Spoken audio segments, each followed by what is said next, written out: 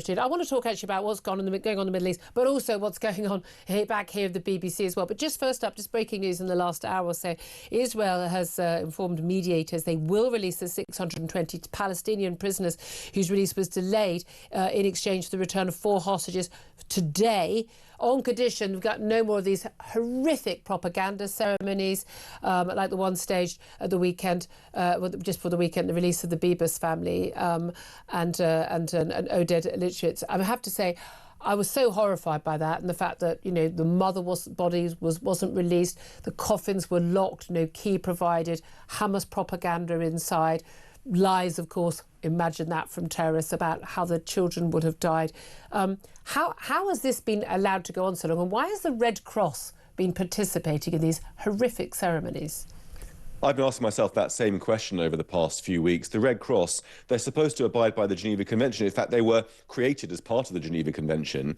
The Geneva Convention explicitly prohibits the humiliation and degradation of prisoners of war. Now, these hostages are not prisoners of war. Let's get that straight. But nonetheless, you'd have thought the Red Cross would have, something in their minds would have twigged and thought it's not appropriate for our officials to take part in these signing ceremonies. And to make matters worse, it emerged just a few days ago that in a further act of depravity, Hamas brought hostages that it had underground to come and watch the handover ceremony and then be taken back into captivity as a kind of... After begging for their own release. Whilst begging for their own release. And those hostages were in a car that was literally about 10 or 15 feet from the Red Cross vehicles.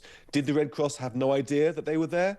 I don't know. I mean, these are questions which the Red Cross should really be called to account to answer. Yeah, absolutely. And again, all these international agencies like the Red Cross, when they condemn anything, they would say, oh, atrocities or bad behaviour on both sides. It's always on both sides. And the equivocation over prisoners and hostages, when you're equivocating between some of the Palestinian prisoners who've been freed from Israeli prisons, people who've committed mass murder, comparing them with, a toddler and a baby who have, according to Israeli pathologists, basically, been murdered. I mean, it is just in an underground tunnel. It is just extraordinary that they've done that. But of course, the worst offender on this is, of course, our own lovable Auntie Beeb, the BBC. Let's talk about this, because Kemi Badenoch, the Tory leader, has actually mentioned this as well. She wants to know if BBC licence fee cash has been given to Hamas terrorists during the making of a controversial BBC documentary. And I was reading about this, I was away last week, and I wasn't even surprised, because we know again and again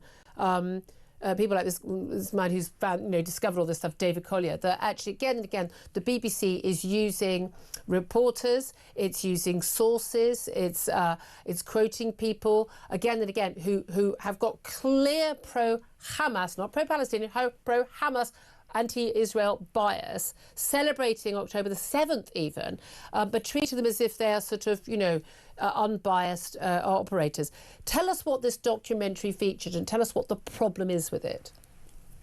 Well, this was, the BBC has been accused of being a Hamas mouthpiece quite a lot over the past year and a half. But that's always been a kind of metaphor, whereas now it seems to be almost explicit, explicitly literally true.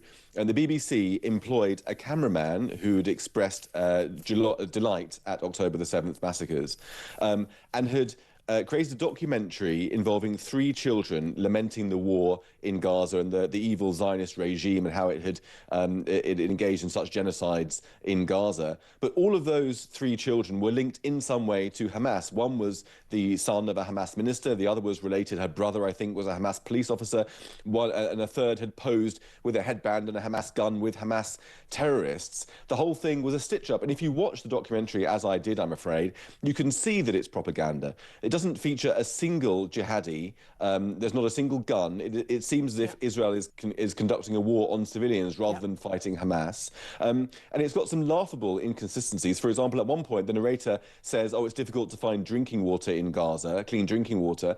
At the same time, in the background, you can see stalls selling drinking water and food and provisions and clothes. And then it goes to an interview with a young girl who's a content creator creating cooking programs online for followers. And then she goes shopping in an abundantly stocked grocery shop. And the whole thing is obviously propaganda. And it really hammers home for me this point, which I think cannot be repeated enough. Hamas controls all of the footage and reporting that comes out of Gaza. Viewers should ask themselves, why have you never seen a single bit of footage of a dead or wounded Hamas fighter, but only dead and wounded Palestinian civilians? The reason is that everything that comes out of Gaza is edited and censored by Hamas. By rights, every single news organisation, before it shows any footage from Gaza, should have a health warning saying this footage has been censored by Hamas.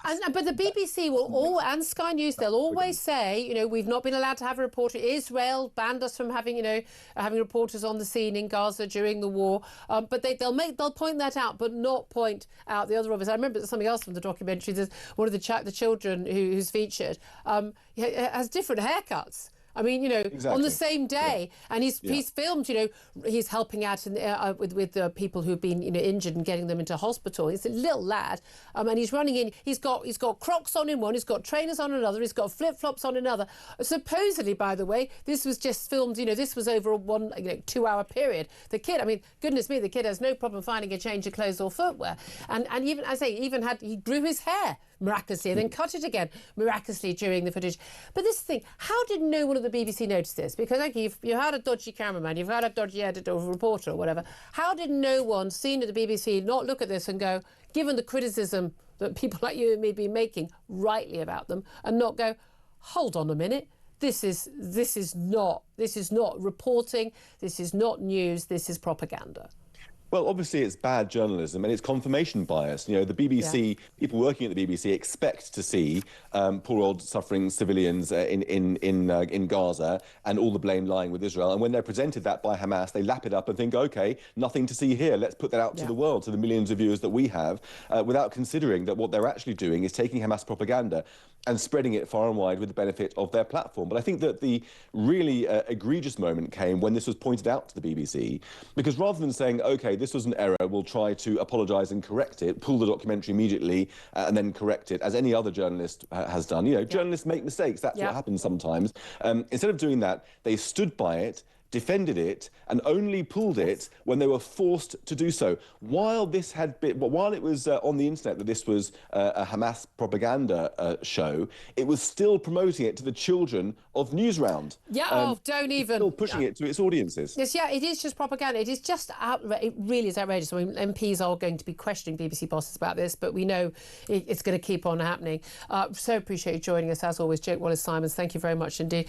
Quick word from you, Sam Armstrong, on this. It outrages me how the left are really rightly quick to point out how people who are pushing these anti-Ukraine lines are getting their stuff from the Kremlin. But yet when we see these pro-Hamas lines pushed again and again and again, not one of them speaks out to the fact that these are being pushed by a deeply dangerous terrorist organisation determined to wipe out not just Jews but gay people and all of the rest of it. And there is silence. Total and utter silence. Absolutely. It's just extraordinary. It really is, isn't it? Thank you so much, Sam. Thank you very much for joining us.